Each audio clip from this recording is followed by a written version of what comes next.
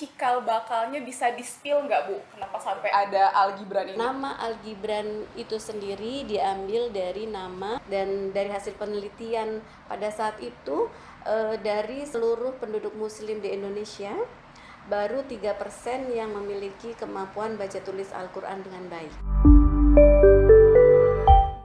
Assalamualaikum Sobat GenQ, selamat datang di podcast Al Gibran. Ini merupakan episode pertama dari podcast Al Gibran. Dan untuk episode perdana ini kita kehadiran bintang tamu yang sangat spesial, yaitu Ibu Catur Wahyuningsi atau yang biasa kita sapa dengan Bunda Yuyun. Apa kabar Ibu? Alhamdulillah baik Mbak Divya. Alhamdulillah. GenQ tahu nggak kenapa sih kita ngundang Bunda Yuyun ke episode perdana ini?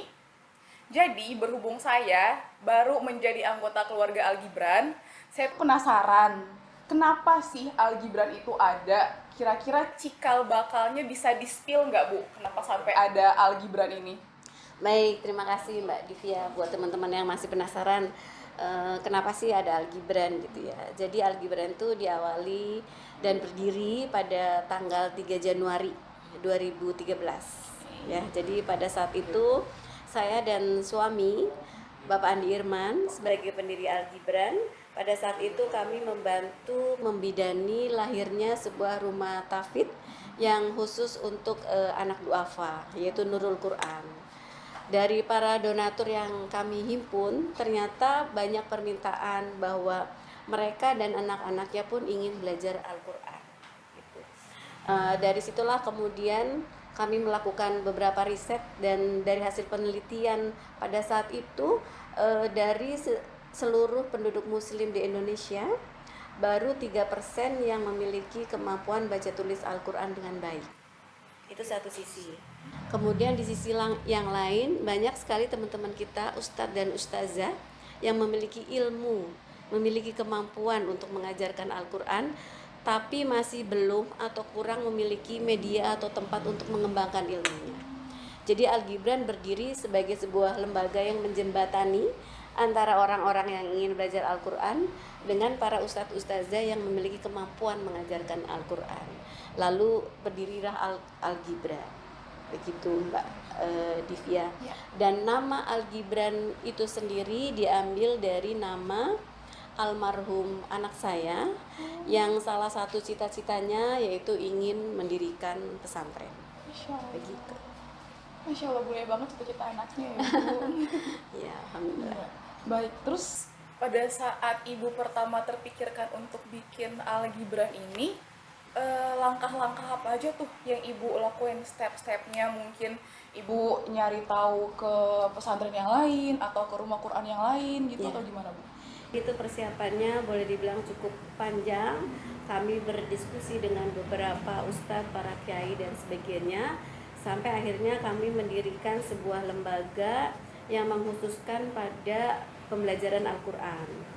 Dan pada saat itu disebut Al Gibran Bimbel Quran, di mana pada awalnya guru-gurunya berasal dari para pengajar rumah tahfidz Nurul Quran itu. Kemudian seiring berkembangnya waktu, alhamdulillah ternyata mendapatkan respon yang positif, sehingga dari cabang pertama kali Cinere kemudian menyusul cabang-cabang berikutnya, dan alhamdulillah pada saat ini sudah ada 9 cabang Al Gibran berdiri. Baik. Itu Ibu sendiri sama Bapak aja, atau mungkin ada minta bantuan dari siapa gitu, atau mungkin di antara pengajar-pengajar kita yang sekarang masih ada nggak tuh, Bu, kayak the founding father-nya gitulah dari Al Gibran ini?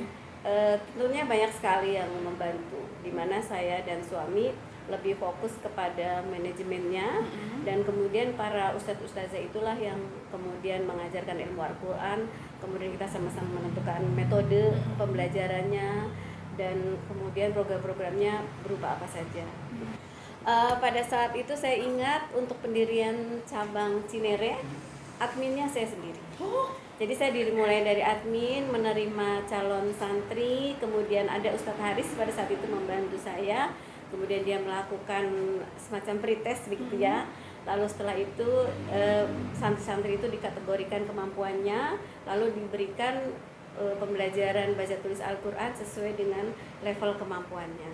Jadi itu, dan beberapa yang termasuk ikut membidani berdirinya ya diantaranya yang masih sampai sekarang Ustadz Supron begitu ya, lalu dulu mungkin yang Ustadz Hoiri dan sebagainya, dan banyak sekali ustadz-ustadz yang mungkin saya tidak bisa sebutkan namanya satu persatu yang membantu kami dalam proses pendirian Al-Gibran, bahkan sampai sekarang menjalankan Al-Gibran itu sendiri. Masya Allah, berarti pada setia-setia banget ya Bu sama Al Gibran ya. Alhamdulillah. Nah Ibu, kan dari 2013 ya berdiri, terus sekarang 2024, berarti harusnya sih udah 11 tahun ya Januari kemarin.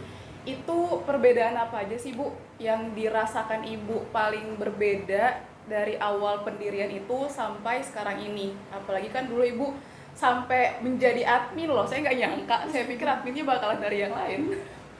Iya, jadi kalau perbedaan Al-Gibran dulu dengan yang sekarang tentu banyak sekali. Yang pertama dari jumlah cabangnya, awalnya hanya 1, sekarang sudah 9.